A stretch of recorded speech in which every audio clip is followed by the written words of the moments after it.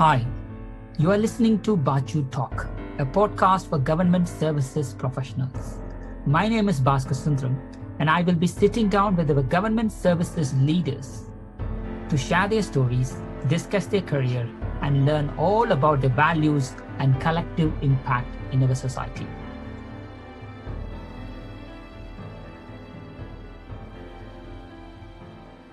Hi, today's guest is Professor Gary Sturgess. Gary, let's see into our rapid random questions, Gary. So tell us three things not many people know about you, Gary. Well, one would be that I'm probably the authority on how contracting worked.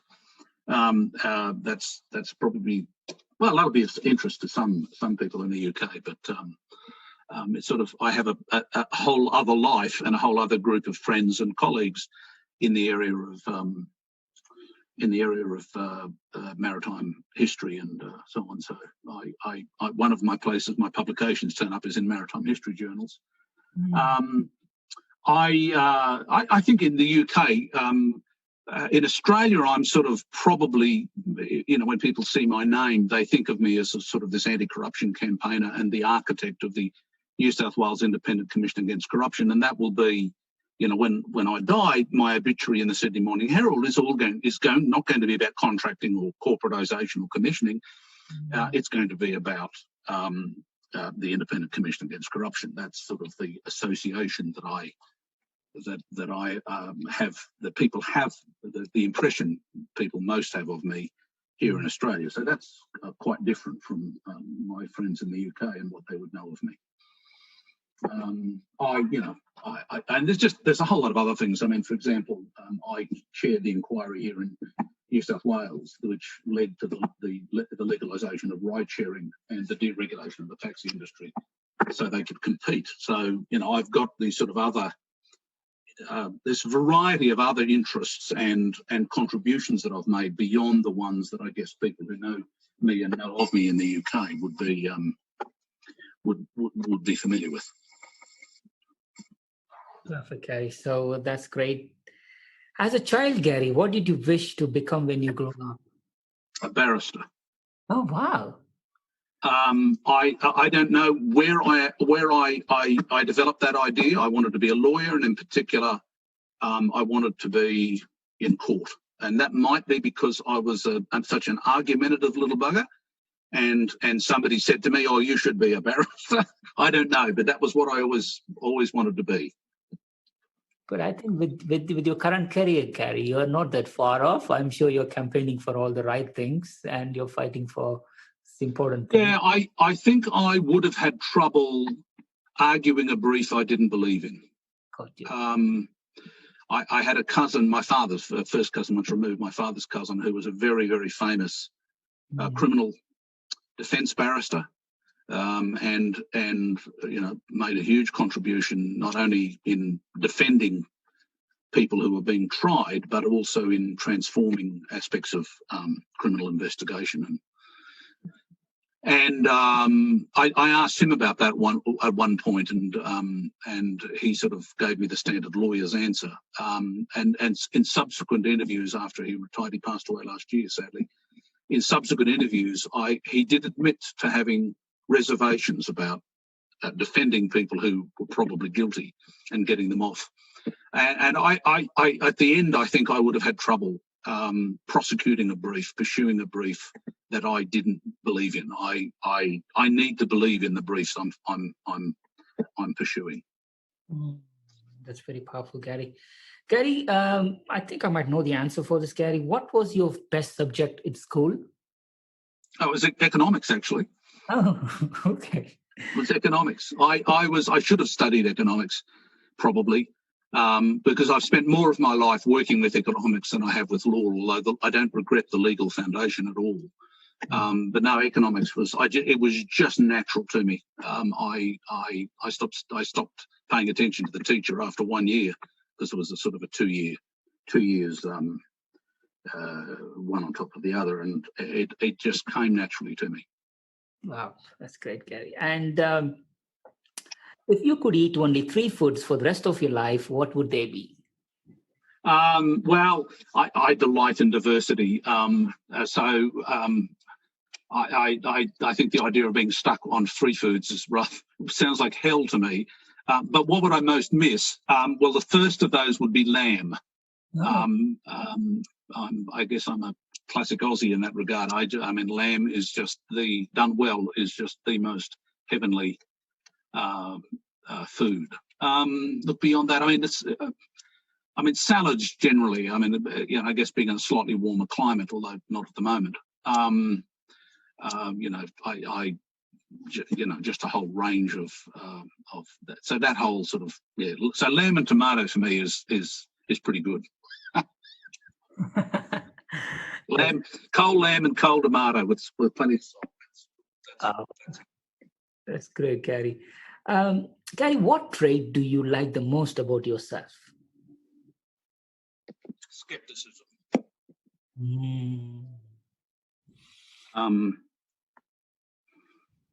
Okay. Yeah,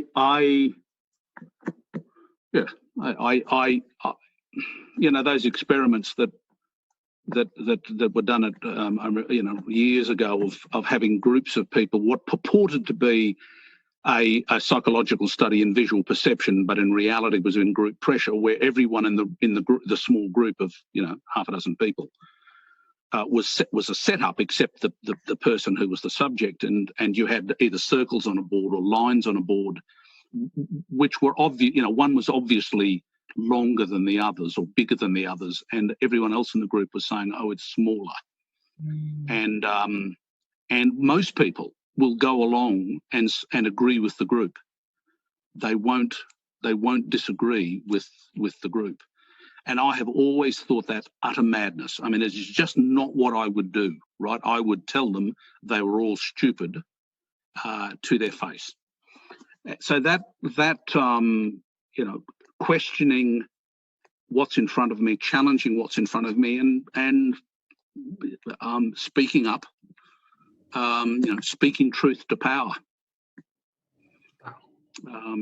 not going along with the group just because the group are going along in that direction.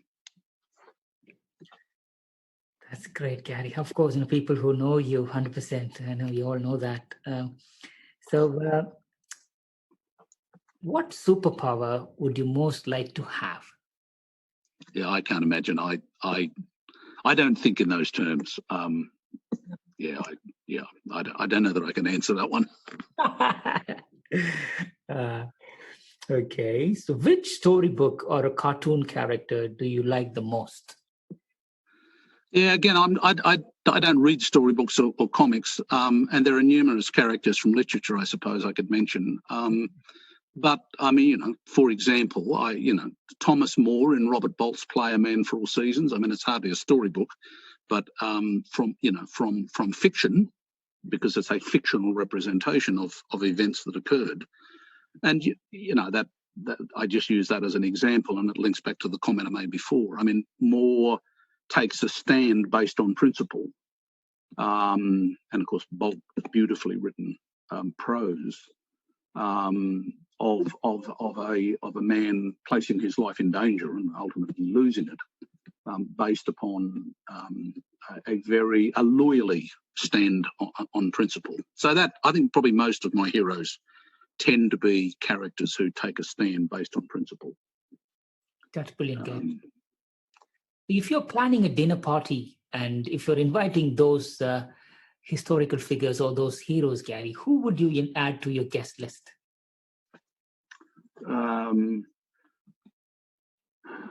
People who are, this is real historical figures? Yeah.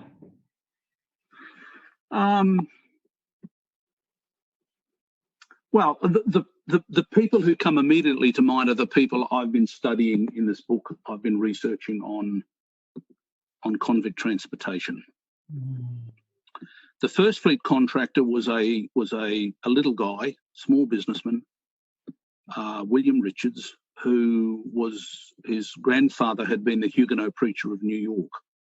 So he had a Huguenot background and was a humanitarian and a prison reformer. He lost money on the first fleet, and he eventually was bankrupted because he thought government would care about the fact that he went out of his way to do a good job. He's a good man.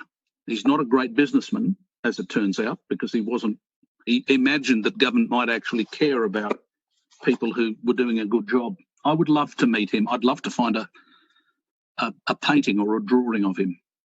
Oh, Equally, I think I'd like to meet the contractor, the managing partner of the company that did the second and third fleets. The second fleet was a disaster. About a third of the convicts died. And the firm who had those two contracts for the second and third fleets, amongst other things, they were a firm of slave traders.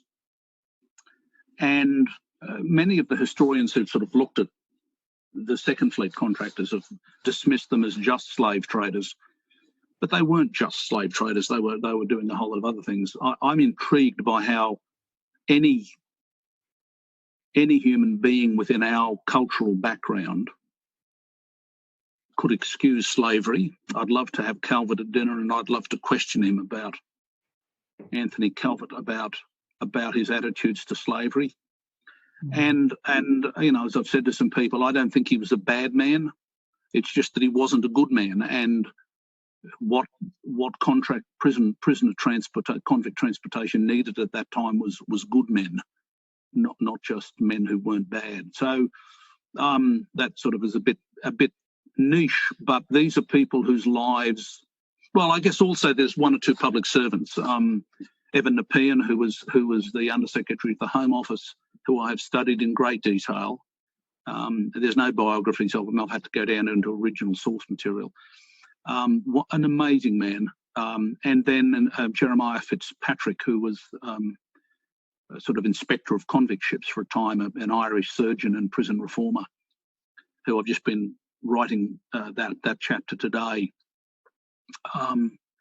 Again, a remarkable man, indiscreet, not terribly diplomatic, but a man who just passionately believed that prisoners deserved to be treated with humanity, and he fought for them.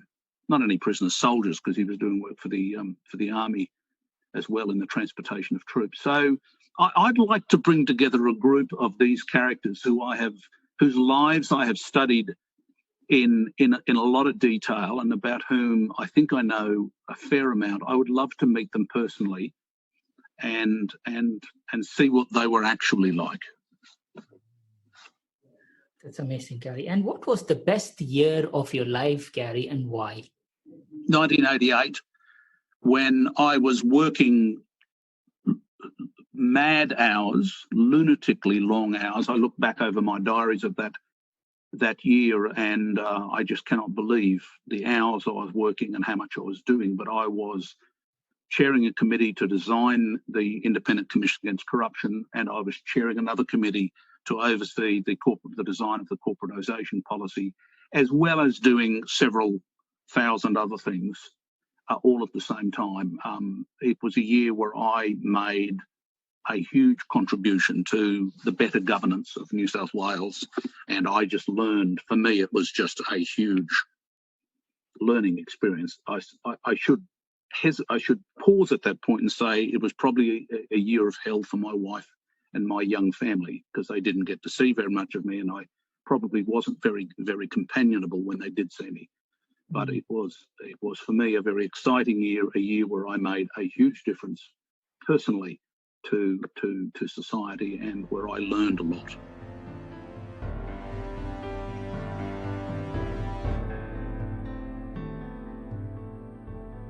Gary, if you could ask your children for a reference, what do you think they will tell about you?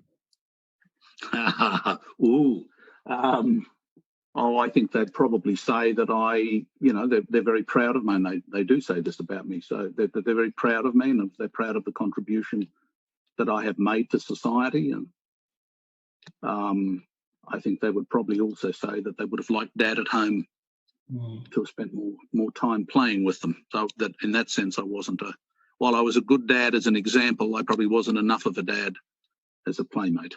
But I hope this COVID time has brought in more families together. And I'm sure you had your family together as well, Gary, and I'm sure you had some.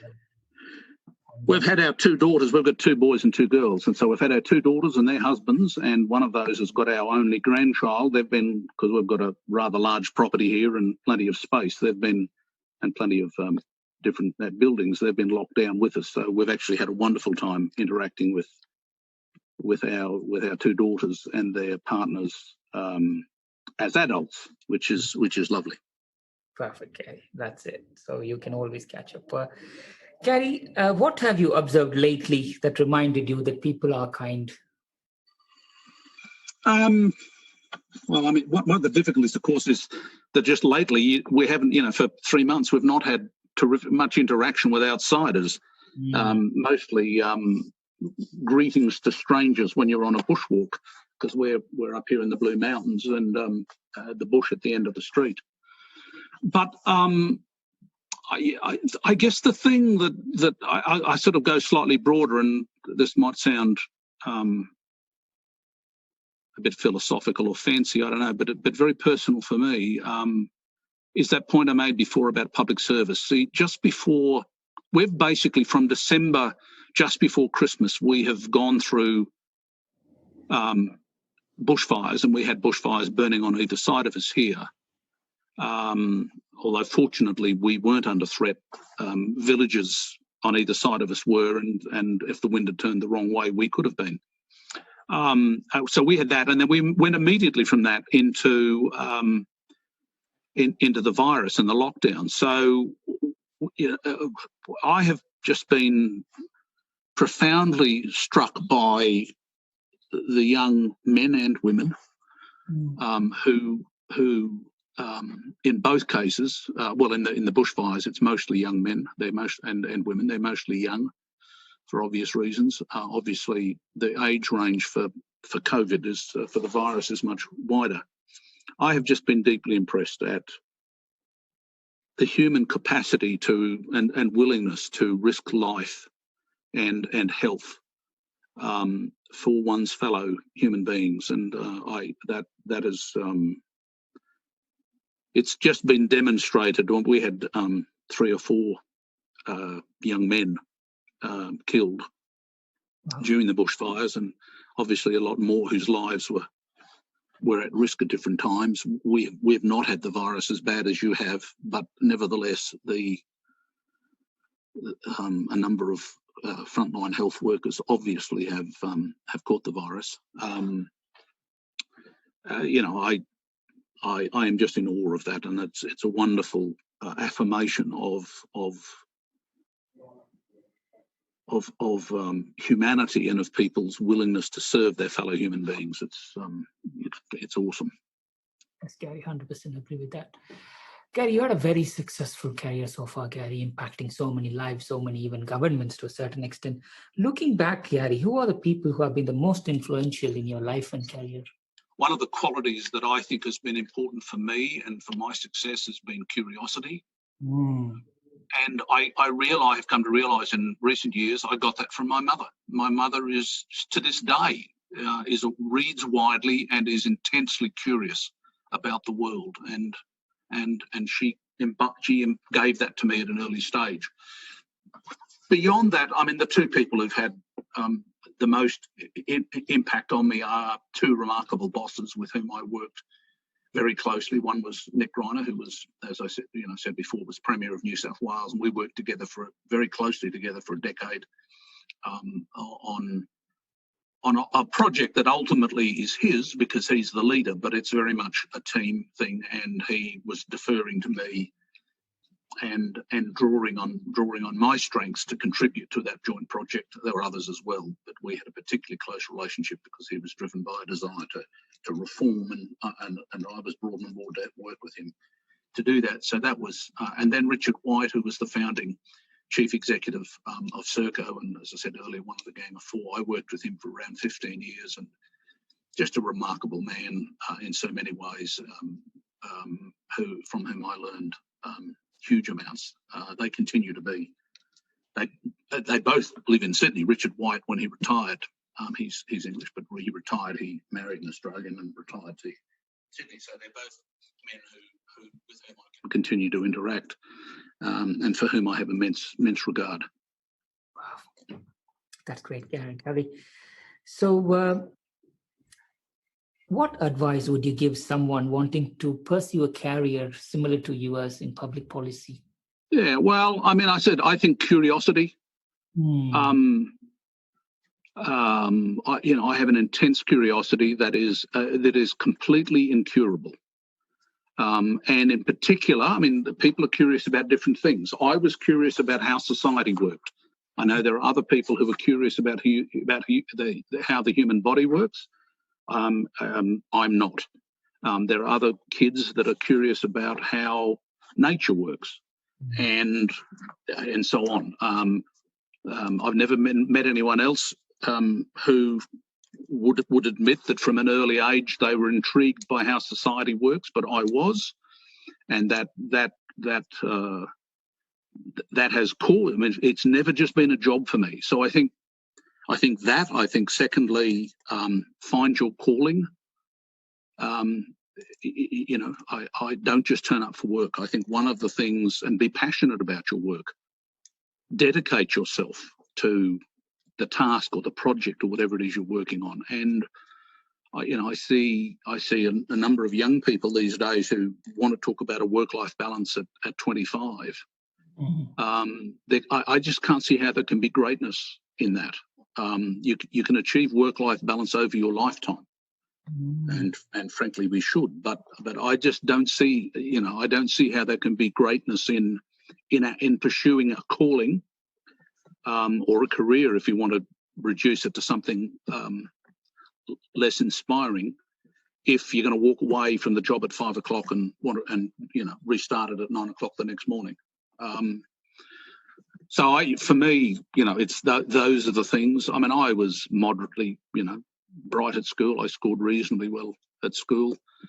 But it hasn't. That's the fact that I was bright wasn't the reason why I've succeeded and had the influence I've had. It's because I was prepared to work, because I believed in what I was doing. I did feel that it was a calling. I think it's important that people who work in government, wherever they are, feel that they have a calling, that they're contributing to a greater good. So they can be passionate and feel it, that what they're the sacrifices they're making in giving up friends and family to be at work for long hours, that has a reason, that there is a purpose to that.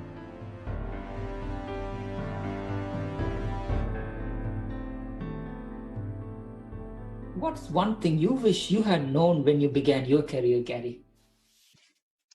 Yeah, I don't know that there's any one thing, but I guess that as we take on the challenges of life and work, we are building up our own personal toolbox.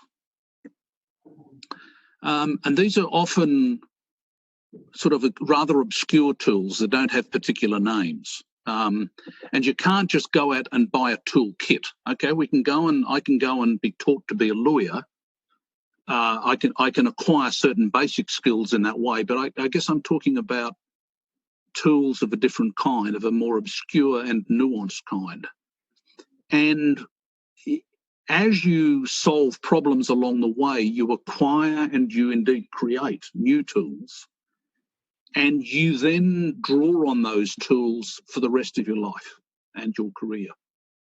And I wasn't aware of the extent to which that was what was going on. And I suspect if somebody were to listen to me now, some young person, they wouldn't necessarily have a clue what I was talking about.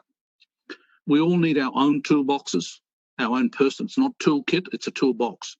And they need to be stuffed with a variety of tools that we've developed ourselves and that we have adapted from tools that we've seen others use and that they've lent us. And those tools in turn shape the way we see the world. It comes down to that old saying, if the only tool you've got's a hammer, every problem looks like a nail. I mean, people often use that as a bit of a joke, but it's actually Abraham Maslow who said it, or at least popularised it, as in Maslow's hierarchy of needs. I mean, he's making a serious point that the repertoire of tools that we have available to us in our personal toolbox define the way we look at the world. And if we have a very narrow range of tools, we will look at the world narrowly, and we will only come at trying to understand and solve the problems in front of us in traditional and narrow ways. Whereas if we have a big toolbox, and not just something that we stuffed with tools we bought, but with tools we acquired to solve problems and tools we built ourselves, then we have a much richer way of encountering the problems of life and of our work. And could I have understood that if somebody had told me when I was young? Probably not. But I think that it is a hugely important insight that shapes and alters the way in which our career or our calling changes and develops.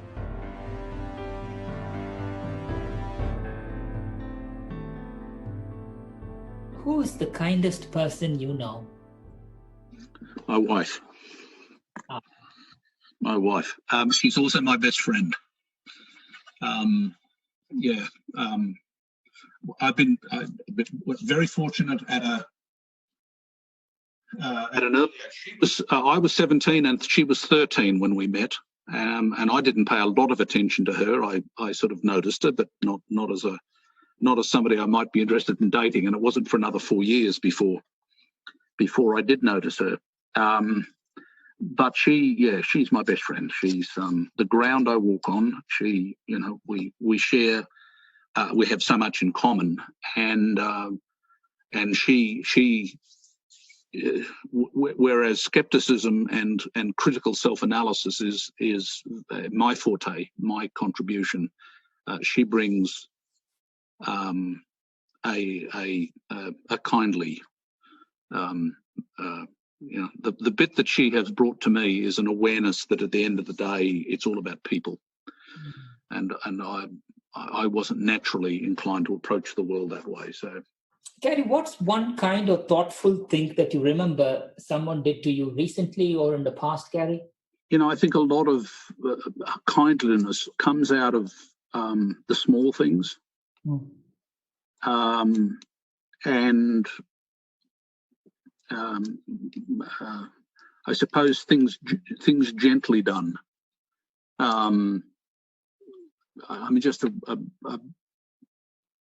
sort of to focus on the recent example, because again the sort of exposure to people has not been terribly broad for several months. Our daughter, one of our daughters and his son-in-law has been staying with us. He's quite a handyman, and he's just quietly noticed things that squeaky doors and problematic Wi-Fi connections and so on, and has just gently gone about fixing those, making those things right. Often where it involved a considerable amount of effort to try to figure out how to solve the problem, and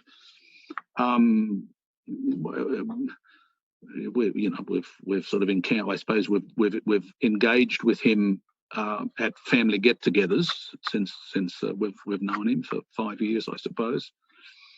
But it's been, I guess, a reminder with him just being here of the way in which a contented life is made up of gentle kindnesses and considerations, just making a difference as and when we can. So I could probably, if I reflected, think of much bigger and deeper kindnesses that people showed me at different points in my life. But so much of kindliness, it seems to me, comes out of that thoughtfulness of as we interact with each other, and considering the other. And so I that's sort of, I guess, what comes to mind out of recent events. what's the courageous thing or the scariest thing that you've ever done in your life? Yeah, I don't do scary things. When I was a journalist, I covered a minor revolution in the New Hebrides, now Vanuatu. It was then the New Hebrides. And I suppose there were some risks associated with that. It was certainly all very exciting. It didn't feel particularly risky at the time, but that was probably pushing me. That was probably, in reflection, way out beyond my comfort zone. That's amazing. Gary, I know you have written chapters, articles, research papers and stuff, Gary. If you are writing a book about yourself, Gary, what title would you give to your name of your book? Yeah, look, I actually just came across this in reading about Sir Jeremiah Fitzpatrick, my Irish surgeon today. He referred to it. I have often been struck by. He didn't use this metaphor, but he was referring to the same phenomenon. Thomas the Tank Engine comments that what he'd really like to be is a really useful engine. Yes. And I think if there is a defining, one of the themes that runs through my life is that desire to be making a difference, to be making a contribution. I don't know what the title would be. I think a really useful engine is probably not a terribly good title, but one of the sort of consistent themes through my life is that sense of wanting to be making a contribution and feeling that you're making a difference. So something along those lines.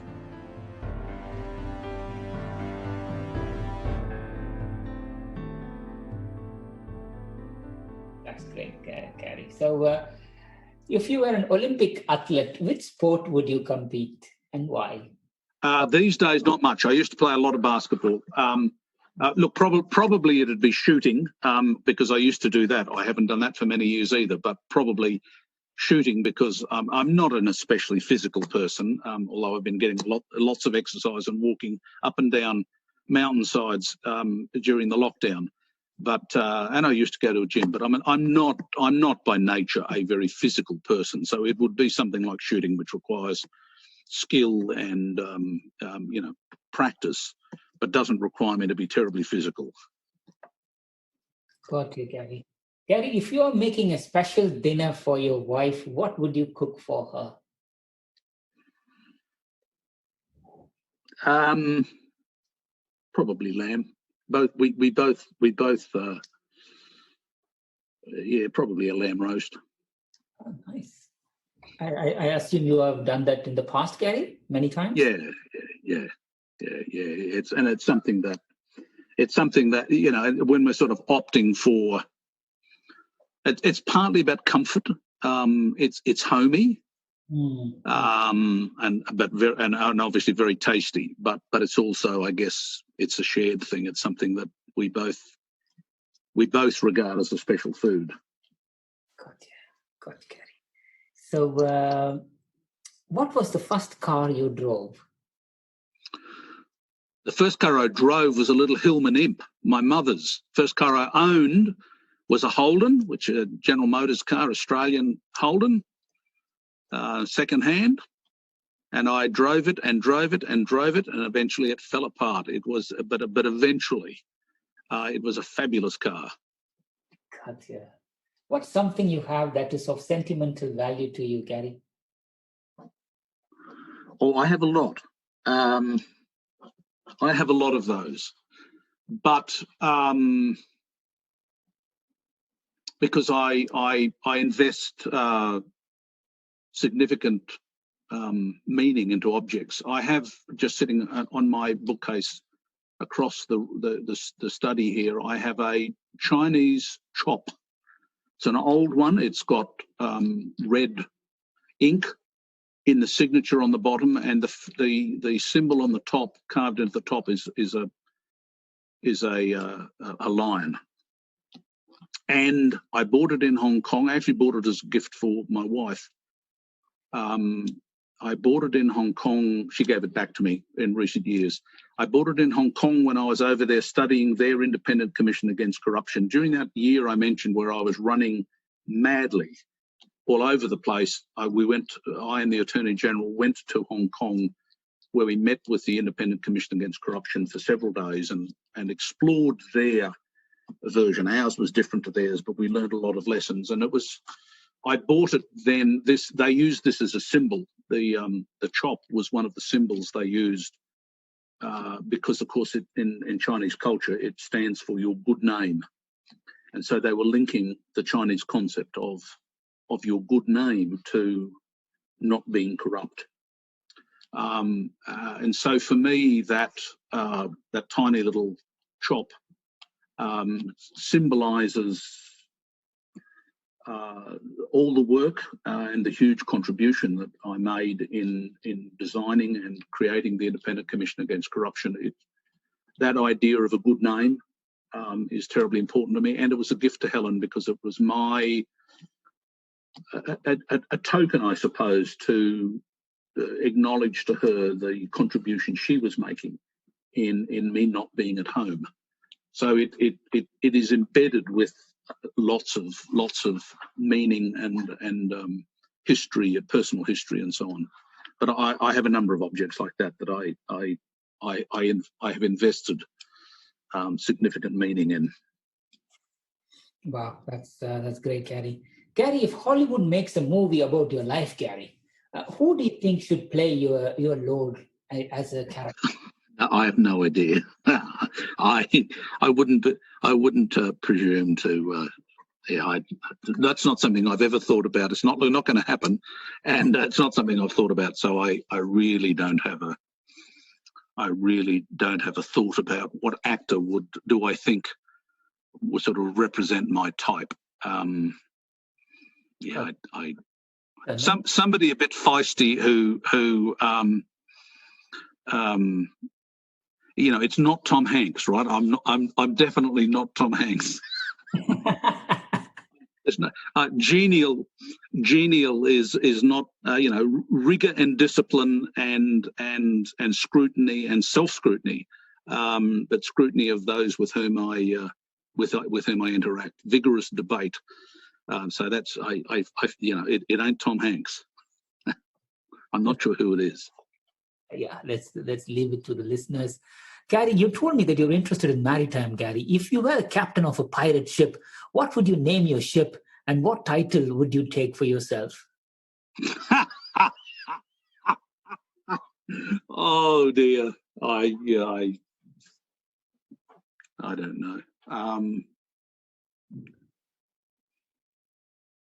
Yeah. I don't know. I don't know. I did actually. I have a wonderful book somewhere in my library here on the economics of piracy. Right. And it's called, the title of a wonderfully named book is The Invisible Hook. A pun on Adam Smith's The Invisible Hand. So I don't know. The Invisible Hook sounds great. That's again, it's not something I've ever really thought about. Thank you, Gary. That's great.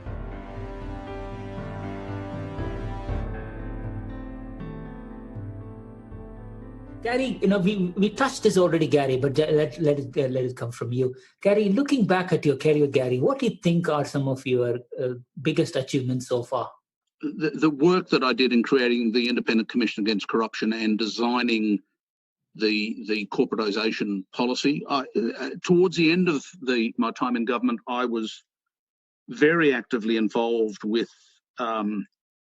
advisors and officials and premiers in a number of the other states in creating what at the time was called New Federalism, a series of meetings between the Prime Minister and the premiers and their senior advisors and officials in sort of redesigning the federation so that it worked better. And I was right at the heart of that and had made a huge contribution behind the scenes to that. And again, it's one of those things that is generally outside of the group of people who are involved in doing the work. The contributions that I made are generally not known, because your job as a public servant is not, isn't to be up the front. So that was again something of which I'm immensely proud, and we made a considerable difference. The contribution I made in a number of different ways while I was in the UK in helping to build the beginnings of a socially responsible public service market. And it's something that I think has been forgotten in the UK, that, for all of the failings, and we're all human and we all fail, that a huge amount was done by Blair to build a more socially responsible public service market, both in terms of employee relations and in serving the public. Did they get it right all the time? No, nobody gets it right all the time.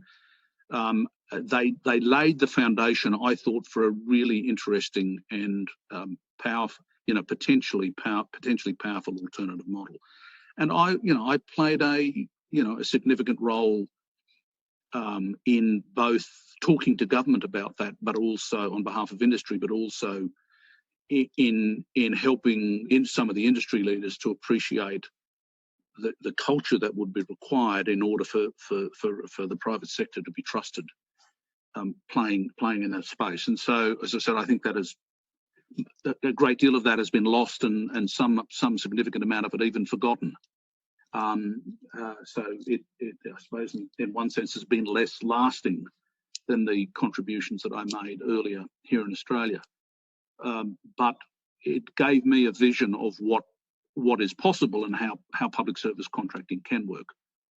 And look, I think we're laying the foundations of some really interesting and hugely important insights in the work that we're doing on commissioning here, and particularly here and in Canada, I guess, is where I've been able to do the deepest work and make the deepest influence. So that, those are the highlights as I see them. Gary, what's something you're looking forward to in the future, Gary? Finishing my book, getting my book finally published. I'm certainly not looking forward to retirement. I've got no intention of retiring before I physically have to. I want to remain engaged and continue to find ways of doing so. Obviously, I've got particular projects like the great fun work I've been doing on convict transportation, which I want to continue to pursue and develop. And I continue to have academic articles published on that, as well as this book I'm writing. And I guess we've got one grandson who we've had with us now for 2.5 months, and he's an absolute delight. And I guess spending more time enjoying our grandchildren will be the other thing that I now realise I'm looking forward to.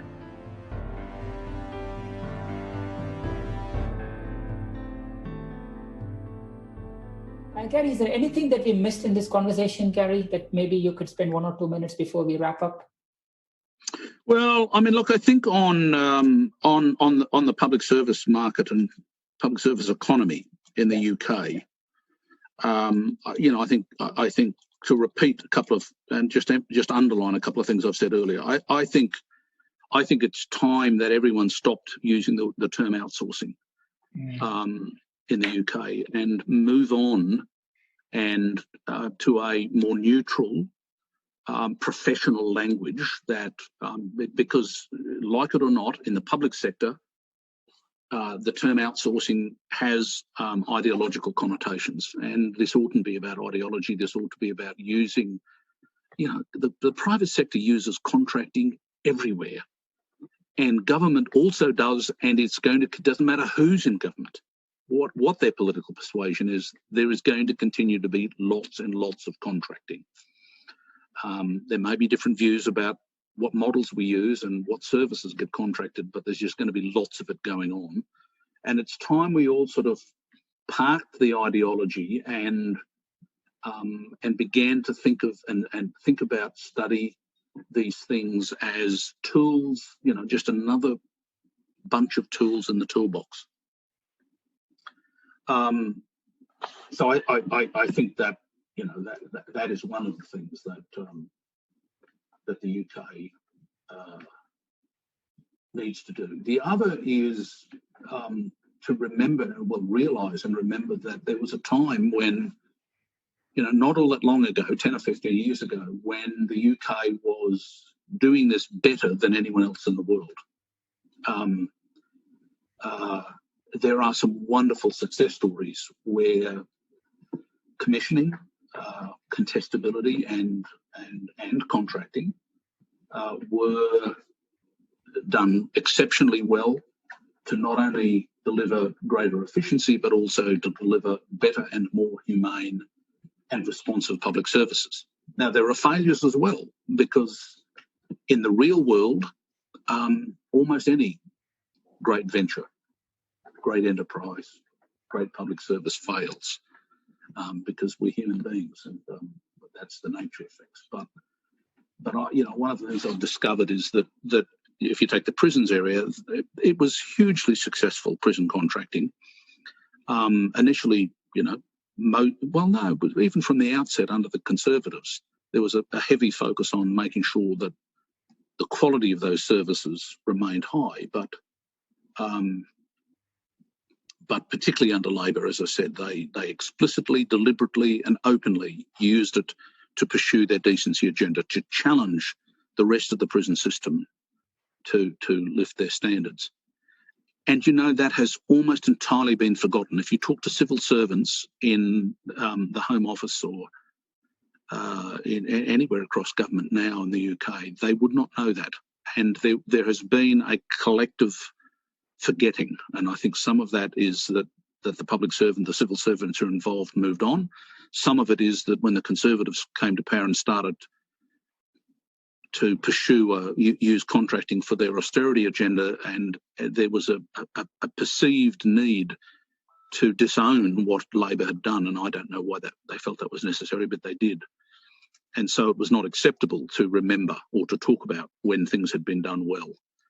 And I just think that's extraordinarily unfortunate. I mean, I think it's important that the British public, and particularly civil servants, know that they've done a great job, and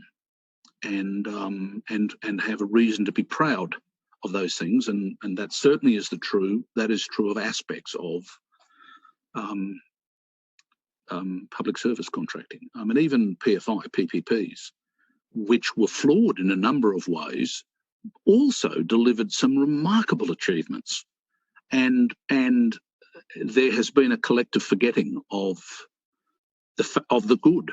You know, yes, there were flaws. There were things about that I criticised. I wrote things for the CBI criticising some aspects of how PFI was being done at the time.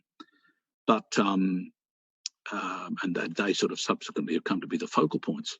But you know, pioneering, innovative. The UK was unquestionably the world leader in PFI PPPs and other models of innovative partnerships in delivering public services, way out in front. As I said, not perfect, because none of us are perfect. And I really do think that it would be helpful if people could pause, remember, study, understand, learn from that period. And I think it's unfortunate. You know, there is sort of this a bit of an inclination in the UK for everyone to beat themselves up, recall what was done, study what was done, learn from the good and the bad. That's so powerful, Gary. I mean, like, unbelievable conclusion there. So thank you so much for joining Baachu Talk, especially on the first series. It's been a real privilege to have you with us here, Gary. Please do inspire everybody around you, and also take some time, you know, look after yourself. And, you know, so looking forward to hear more from you, Gary. Thanks a lot. Thanks, Bhaskar. Thanks, all the best. To our listeners, thank you for tuning in. Please do visit baachu.com/Baachu Talk podcast to this specific episode link to everything that was mentioned in this episode. Don't forget to subscribe, review, and share Baachu Talk podcast with your loved ones. We will see you at the next episode with another special guest. Until then, it's Bhaskar Sundram from Baachu signing off.